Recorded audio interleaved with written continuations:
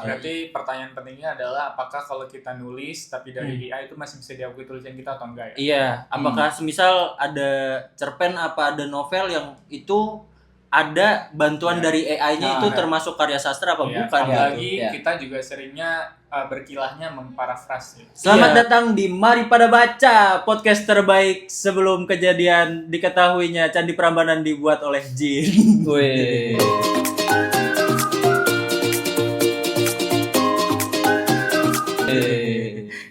Kok lu candi terus sih dari tadi? Iya, karena gue suka candi, men. Tapi kan episodenya ganti-ganti. Iya. Tapi kan baju kita sama. Iya. Oh iya benar juga. Itu gue suka buat candi aja. Jadi lu pakai baju ungu nih melambangkan apa nih? Melambangkan janda. Sekarang lu udah ganti Fiorentina sekarang. Iya. Enggak, gue tetap Como. Anjay, Como keren. Jadi Lagi naik ya? Karena dia menyebabkan macet ya. Oh? Ya. Gara-gara si Como lewat. Oke. Macet. Berarti menurut lu timnas nih akan main ke Piala Dunia nggak nih? Bisa. Ah, gue yakin sih. Kenapa ya? Gue bisa yakin sih. Iya. Karena FIFA tuh butuh duit, Indonesia tuh hype banget anjir, dia market banget, cuy. Gak gitu deh konteksnya. Iya. Emang lu kira di setting sama FIFA? Iyalah harus disetting anjir. Kalau nggak disetting ntar tempatnya di mana? Kalau opini lu begitu berarti harusnya ikut Piala Dunia gara-gara Arab dong. Iya. Duitnya bisa. banyak. Ah, tapi kan nggak se-hype di Indonesia, Singapura men. kalau enggak. Enggak, penduduknya dikit. Kalaupun warga Singapura semua nonton juga nggak nutup itu modal FIFA, modal Piala Dunia. Ngomong-ngomong soal Singapura, Des. Iya. Di Singapura kan pasti teknologi udah canggih ya. Wah, iya betul Iya, banget lagi. Gokil bridging-nya anjir. Di Jepang juga canggih. Di Jepang juga, iya. Katanya di Jepang tuh dulu udah perkembangan Jepang kita selalu melihat ya bahwa ada robot yang jadi pramusaji. Iya. Kemarin Elon Musk baru ngejual produk ini ya, robot yang jadi asisten rumah tangga. Oh iya. Harga berapa miliar gitu. Ah, gua ini sama kayak itu tuh, jokes Kodian tau gak? Dia ada Jepang ya kan, dari Jepang ada teknologi, Singapura, Elon Musk ada Indonesia nggak mau kalah nih. Indonesia juga punya Apa teknologi, guys. Teknologi apa? Kayaknya dari dulu sih ini. Jadi kan lu tau gak sih yang teknologi yang orang-orang yang apa cuma bilang bismillahirrahmanirrahim bisa terbang gitu. Iya kayak gitu. Bismillahirrahmanirrahim bisa terbang. Nah, dia naik pesawat itu. Bismillahirrahmanirrahim gitu. Tapi kalau membayangkan Indonesia ya menerima teknologi canggih kayak yang kita bicarakan tadi itu biasanya tuh Indonesia selalu ada apa ya momen di mana dia kaget gitu dengan teknologi itu. Oh iya anjir. Versus kayak bagaimana ketika masuknya Facebook, Instagram. Banyak apa Twitter. yang mensalahgunakan apa fungsinya. Iya, fungsinya kayak gitu. Kayak misalnya Twitter kan buat nge-tweet malah ada yang jualan. Kayak gitu tuh. Dan sekarang yang lagi lumayan naik adalah isu teknologi ada AI ya. AI, parah. Artificial Intelligence atau kecerdasan buatan. Dan hari ini kita akan ngebahas hubungannya sama buku. Betul. Betul. Itu menarik. Industri buku. Walaupun kosong. Enggak kosong, men. Ini penting, men. Ini penting. Ini topik yang lempar Gondes ya. Ini penting banget. Sumber referensinya banyak di Gondes. Iya, kita opini-opini ini aja, Anabel. Kan karena kita pemantik, guys. Kalian yang itu yang mendiskusi. Iya. Oh ya, mari pada diskusi. Itu nama segmennya, anjay. Ya, dan emang itu tuh bukan cuman sekedar isu sebenarnya. Waktu gue ingat waktu beberapa bulan yang lalu tuh pernah ada buku yang diterbitkan yang berangkat dari AI. Ingat gak sih lo? Ada yang dia tuh gue lupa siapa yang nama pengarangnya itu, tapi dia tuh di situ tuh dia tuh menggabungkan cara dia bikin puisi cuman menggabungkan dengan prompt kayak menggabungkan gaya berpuisi high real dengan taruhlah Sapardi gitu. Ada bukunya. Dan kemarin juga sebetulnya baru rame di X ya, yang apa buku yang sampulnya cover. Benar. Sampulnya itu ramai banget. Walaupun itu udah ada klarifikasinya dari penerbitnya kan. Iya. Dan itu jadi ini ya, jadi perdebatan ya. Boleh atau enggak? Iya. Dan itu kalau nggak salah bukan sampul toh nggak sih yang dibikin tuh? Ada dua sih dan itu kayak bikin thumbnail aja dan itu di video doang dan dibuatnya pakai. Jadi pertanyaan apa? Basicnya apa? Dari fenomena gue kan mulai mencoba menulis lagi karena dari udah hiatus lama dan memulai udah hiatus lama dan memulai lagi tuh emang agak susah gitu. Maksud lo hiatusnya dulu dulu cukup produktif dulu gitu. Dulu lo punya karir penulis gitu ya. Gue juga dulu sempat hiatus, sekarang nulis lagi sih. Iya. Walaupun hiatus lagi. Iya. Karena kuliah. Ya karya-karya Ilham dan Kurnia bisa disaksikan di Medium. Medium. Medium. Kalian di Kompasiana ya. Kompasiana. Iya. Dan itu mulai menulis itu tuh agak susah kayak anjir gimana nih gitu. Sedangkan ada teknologi kenapa nggak kita manfaatin? Yang lu pakai apa?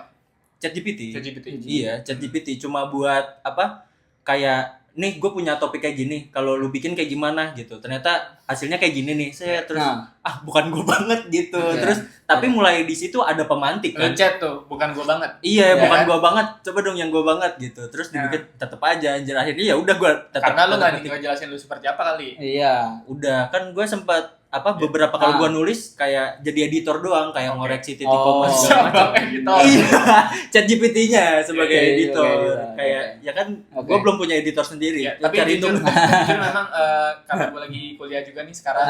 Dulu kan pas kita S1 belum ada ya. Belum ada. Nah, ketika sekarang gua kuliah terus udah ada. Iya, lu pengen bikin pakai itu. Jujur ngebantu banget. Kadang-kadang malah sampai di tahap yang anjir ini mah udah ibaratnya pikiran gue udah dibajak ini mah. Soalnya kadang-kadang kan dalam waktu yang sangat mendesak kita pengennya cepet kan. Nah karena pengen cepet ini instan, itu kan kehadiran ChatGPT kan buat itu kan. Iya. Kita nanyain semuanya gitu kan. Jadi kita udah susah membandingkan mana originalitas pikiran kita sama yang ChatGPT. Iya betul. Karena kebiasaan juga jadinya tulisan kita tuh udah nggak original lagi sih bagi gue. Iya. Tapi yang menarik dari ChatGPT itu ya, jadi kayaknya banyak juga konten-konten kreator yang mempublish atau mungkin sekedar selentingan di X yang mana dia menceritakan bahwa jangan percaya sepenuhnya sama ChatGPT guys. Terus dia kayak ngasih prompt yang dia buat dan hasilnya tuh benar-benar bertolak belakang, kayak misalnya Hitler mati di Garut lah, apalah, dan itu tuh iya karena mungkin untuk saat ini ya AI itu tuh nggak sepenuhnya bisa menyaring. Karena kalau kita lihat fungsinya kan sejauh ini tuh AI itu hanya mengumpulkan data dan memberitahukan data yang ada kepada kita, bukan menyaring mana yang benar dan mana yang salah. Berarti pertanyaan pentingnya adalah apakah kalau kita nulis tapi dari AI itu masih bisa diakui tulisan kita atau enggak ya? Iya, apakah semisal ada cerpen apa ada novel yang itu ada bantuan dari AI-nya itu termasuk karya sastra apa bukan? Apalagi kita juga seringnya berkilahnya memparafrase. Iya, memparafrase. Tapi bagaimana ya cara mendeteksinya ya? Ada. Udah ada alat tapi itu. Itu kayaknya nggak akurat banget juga, Des. Coba lu bayangin deh kalau lu nulis di ChatGPT. Ya itu kan AI dari AI juga. Iya, maksud gua apa yang ditulis ChatGPT juga bisa aja kita yang tulis juga. Iya, cuma kita butuh waktu aja, dia cepat. Iya. Dan sebenarnya pada akhirnya maksudnya untuk mengelabui itu sama kayak yang waktu itu kita pas zaman kuliah ada Turnitin kan. Mengelabui Turnitin kita cuma mengubah dikit bagian-bagian kata yang emang mirip atau misalnya katanya kita ganti pun langsung berubah kan. Dan mungkin ChatGPT gitu ya? Enggak, gue belum dapat karena gue lulusnya hampir tepat waktu. 5,5 tahun. Yang paling penting tuh kerjanya apa? Nggak bercanda guys. Siapa yang PNS? Ya kayak misalnya, lu kan sekarang di dunia penerbitan nih guys. Semisal ada orang gitu yang nulis gitu, gimana cara lu mengkurasinya gitu? Apa ntar hubungan sama copyright kayak yang cover itu kan hubungan sama copyright juga kan? Kalau misalnya buatannya itu copyrightnya gimana? Iya, gua rasa itu ancaman, tapi bukan ancaman untuk penerbit menurut gua. Itu ada ancaman untuk penulis pemula. Dalam artian ketika ChatGPT atau AI ini mulai meluas dan ada ketidakpercayaan terhadap karya ini, maksudnya seperti yang tadi gue bilang ya, mau dicek pun kita bisa dengan mudah memanipulasi hasil cek itu kan, apakah itu bisa dianggap bukan buatan ChatGPT, dan penerbit punya pemikiran seperti itu ya, berarti kan bisa dengan mudah juga dong kita maksudnya kita benar-benar akan kehilangan kepercayaan kepada penulis-penulis pemula gitu. Oh iya. Tapi kalau sorry. Dan kita akan lebih memilih untuk mencari karya dari penulis-penulis yang memang sudah jelas gitu tulisannya dan pernah diterbitkan gitu. Tapi ini kalau yang gue yakinin mau secanggih apapun nanti AI nggak mungkin sih akan nyampe di level sastra yang misalkan selevel Pram, misalkan Kafka gitu, menurut gua nggak akan bisa sih. Atau Hairil atau Sapardi bikin puisi, atau kayak Jokpin nggak mungkin sih menurut gua. Iya. Kalau misalnya ChatGPT kan itu udah jatuhnya ke identitas ya, maksudnya ada fingerprintnya gitu, ada sign-nya. Kalau misalnya lu nulis tuh yang kayak ini bukan gua Iya, banget iya. gitu apa, ini bukan lu banget Iya, gitu apa, iya, bukan iya, Pram banget iya, gitu itu iya. kan kedetek dari ketika lu baca Hmm, pemilihan hmm. diksinya apa segala, dan itu emang nggak bisa tergantikan sih kalau dengan Iya. ChatGPT. Tapi semisal kalau misalnya pasarnya menyukai gaya tulisan yang disajikan oleh ChatGPT dan kayak tulisan-tulisan ini yang nggak cuma ChatGPT Iya, doang. iya, iya, Ada banyak. yang lain AI, juga. Iya, Iya. AI intinya gitu. Dan ketika ada penulis beneran yang melakukannya, menulis beneran yang udah ada feature apa, udah ada identitasnya dia sendiri, ciri khasnya sendiri gitu, tapi orang-orang tuh malah lebih suka yang bagusan yang AI ini, gue lebih menarik yang AI gini. Mungkin gitu. nggak menurut lu? Menurut gue ada kemungkinan sih. Menurut gue bahkan yang lo omongin tadi yang soal AI akhirnya bisa meniru pun menurut gue mungkin aja. Cuman dalam artian meniru tuh gaya penulisan, tipografi. Cuman rasanya menurut gue akan tetap berbeda karena AI itu kan menganalisa ya.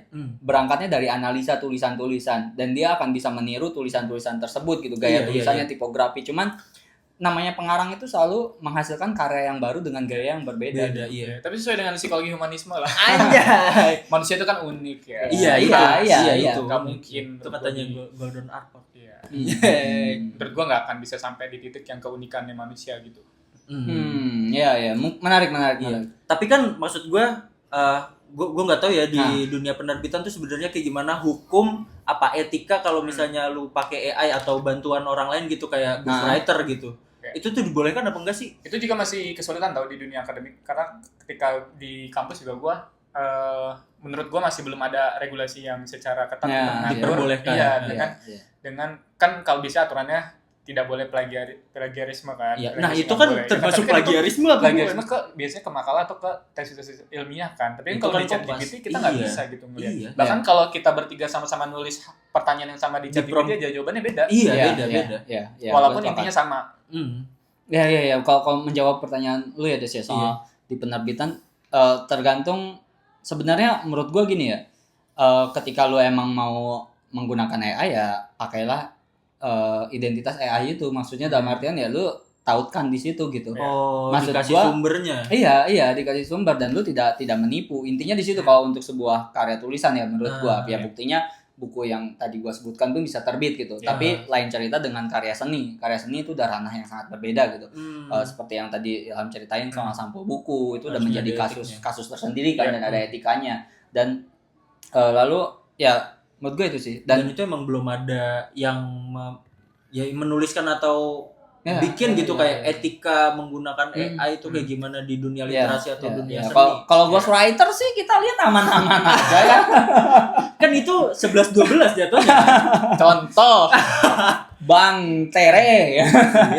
Tere Jana. Nah, itu kan dia pakai ghostwriter dan dipampangkan di kolofon dan dia aman-aman aja dan pada akhirnya tanggapan pembaca sih kalau buku itu ya dia bahkan udah belak-belakan dan itu belak-belakan dalam artian di kolofon ditempel dan kita nggak tahu juga sayangnya gue rasa etika itu jatuhnya. Iya, itu hanya etika. Itu batasnya adalah etika dan sayangnya tuh kita nggak pernah tahu seberapa besar peran dari ghostwriter itu. Itu pembahasan lain lah ya. Iya. Kayaknya kita membutuhkan filsuf baru yang ngebahas tentang dunia AI ini dan ngebahas secara etika, hukumnya segala macamnya. Gimana menyikapi AI ini. Tapi gimana menurut lu pada tentang AI gini? Masih bisa disebut karya ilmiah apa enggak? Ya. Apa lu kalau misalnya ada penulis yang pakai AI itu pengen ngebeli apa enggak? Apa lu kepo kayak gimana? Kalau AI sama kayak ghostwriter sih sebenarnya ada sih yang beli. Jangan-jangan nanti ada ya yang menerbitkan terus dia jujur memang dia menulisnya bareng AI. Iya, itu. Iya, kalau emang dia jujur dan mentautkan istilah AI. Dan ternyata namanya Rahmat Ide itu loh. Nah, saya pencetusnya itu ya. Ya, mungkin cukup ya. Ya, intinya kita cuma pemantik. Kalian berdiskusi. Kita cuma ngasih apinya. Iya, kalian yang memadamkan. Membesarkan dong. Oke, selamat berdiskusi. Selamat membaca. Selamat menonton.